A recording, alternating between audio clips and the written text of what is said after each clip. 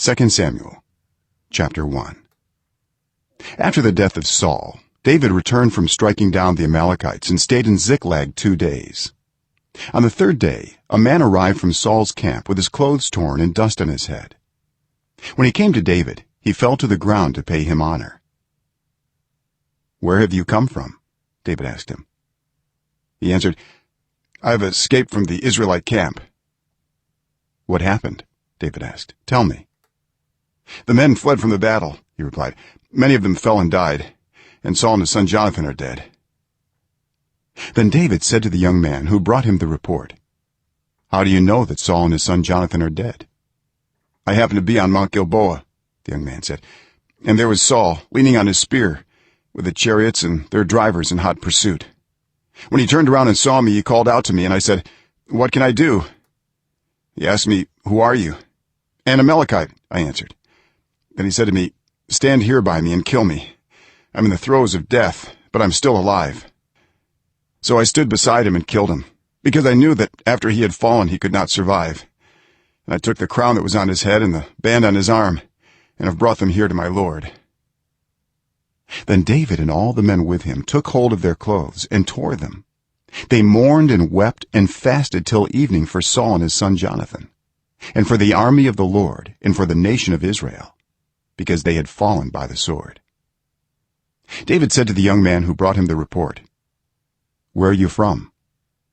"I am the son of a foreigner, an Amalekite," he answered.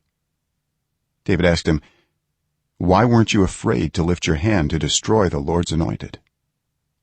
Then David called one of his men and said, "Go, strike him down." So he struck him down, and he died. For David had said to him, "Your blood be on your own head. Your own mouth testified against you when you said, 'I killed the Lord's anointed.'"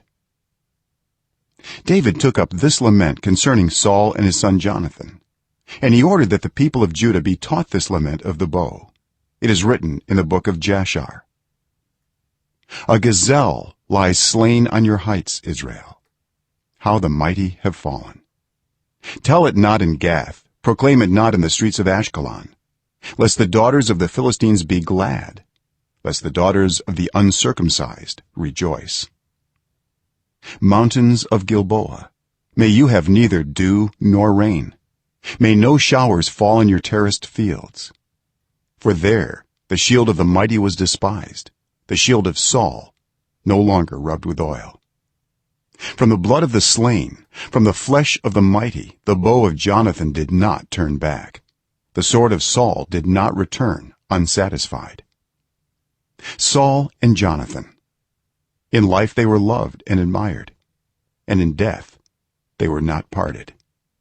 They were swifter than eagles, they were stronger than lions.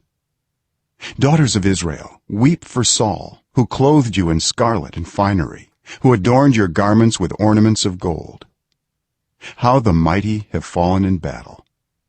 Jonathan lies slain on your heights. I grieve for you, Jonathan, my brother. You were very dear to me. Your love for me was wonderful, more wonderful than that of women. How the mighty have fallen. The weapons of war have perished.